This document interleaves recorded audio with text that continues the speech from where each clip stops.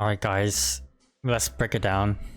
No time to waste. So most of these stuff I pretty much already covered in previous videos. You know about the Shade and Around remaster.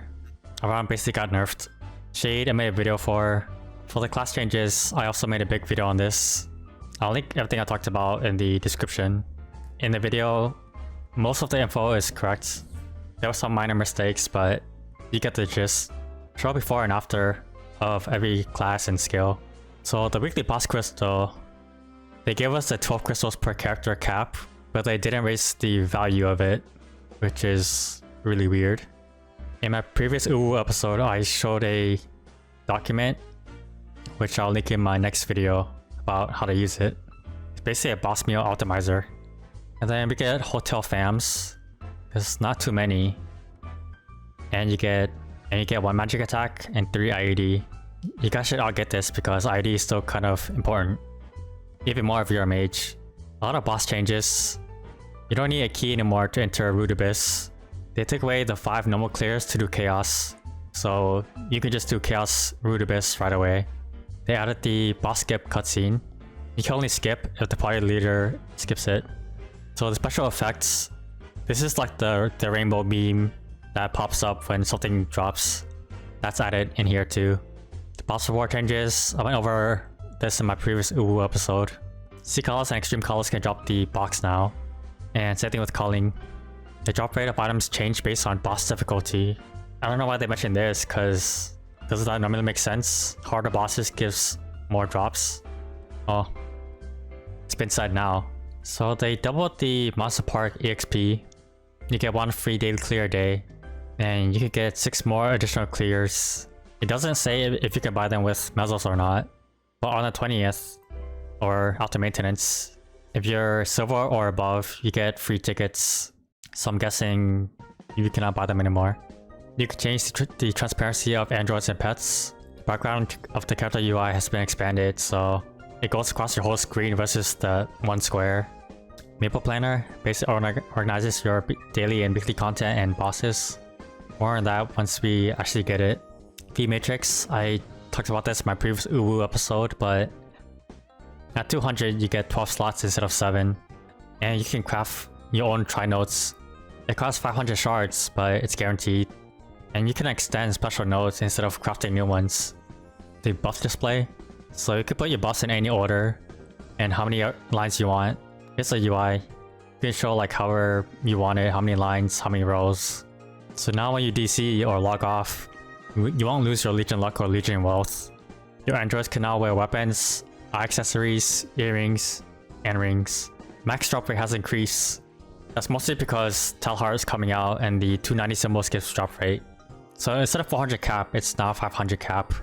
So when you use a ring box in a party, everybody can see what ring you got. The Jenny weapon quests, you can see the whole process of what you're doing, what's next, and the future conditions. The 6 shop stuff, I mean, I went over this in my previous Uwu episode, so you can watch that if you want to. Guild Castle revamp.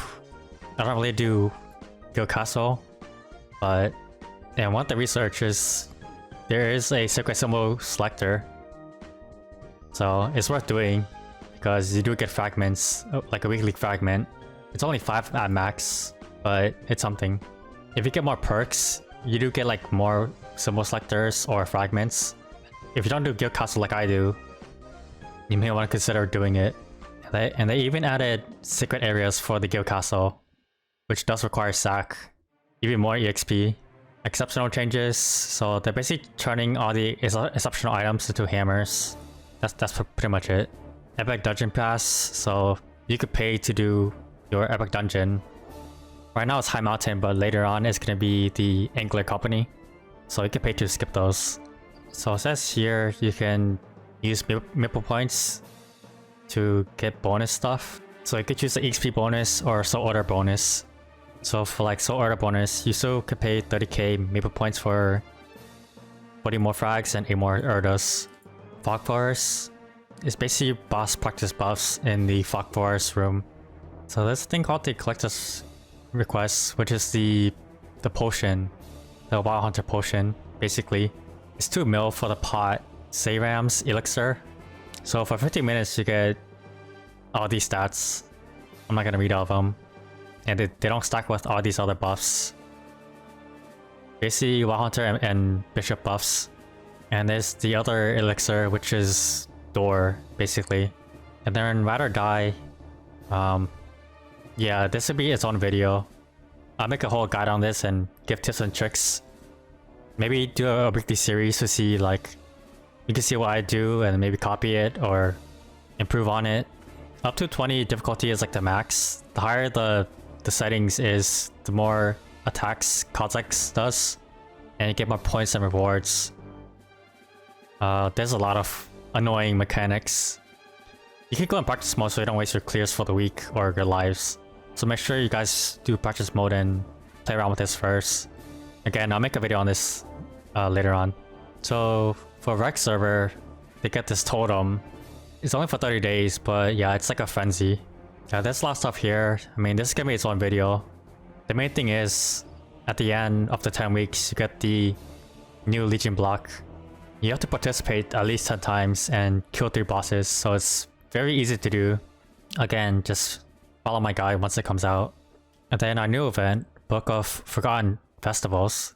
I showed this several times in some uwus, but basically just, yeah, it's like Dreamer. Just check in, do Punch King, some weekly kills, and then do a mini game for more EXP coupons. And we get Aswan Shamaness Blessing, which is an event. Basically gives us temp stats. This is part of the that's part of the Book of Forgotten Festivals.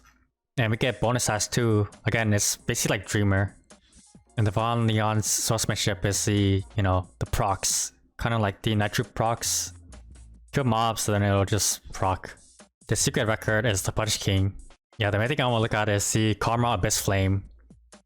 So every point past 2000 on Punch King, you get 1 coin. Up to 50 coins max per week. These new Karma Abyss Flames can roll tier 5 to tier 7 flames only. Then the training record is just like the event shop. And there's a muzzle shop too. And item burning. It doesn't say it's interactive only, so I guess it works for heroic too. This I'll probably make a video by itself. So for item burning, you go to the event map and talk to the admin and click participate. But item burning basically is, as you level up, your gear will get better as you go on too. And you gotta clear these bosses for even better gear. And the item burning is per account. 0 to 100 is back. Great way for new players to start working on their account. So you can only boost 7 characters with 0 to 100, which is really like 10 to 100. Basically from like level 10 to 100, you go into like these little like strawberry festival rooms and you just boost really fast.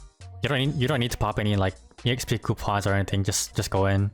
And habit burning. We should know about this by now. Blossoming by Moonshade. So this is for Aran or Shade. It's a brand new event for the 230 title. If you play Aran or Shade, you get your respective like cosmetics. But yeah, at the end you get this title, which it comes as a coupon that's tradable. But once you open it, it's untradable. But the stats are similar to Yeti and Pig Bean. Tera Blink is back.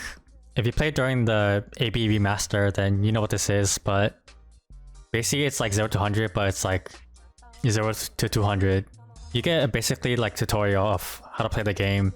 And Burning World's back. Burning World is mostly for the Rec server, so yeah, you just make characters and transfer over at the end. And Sunny Sunday is pretty juice. So this weekend we have the Rune EXP and 3x portals, and look at this monster park, holy. This does apply to MPE also, by the way. Our first shining is December 1st. I said first because there's another one down here. Then we get more Rune and Portal EXP again. The VIP Weave, I don't know what that is. And we get some Erdo coupons, Maxo, and we actually got this, holy. So on your main Hexa stats, when your main stat is 5 or above, you have a 20% chance to hit the next one. If you plan to roll your Hexa stats, save frags now and then redo your Hexa stats on this event. And second shining is December 29th. Basically the first and last weekend of December, so double shining. Then we have 1+1, plus inners, whatever.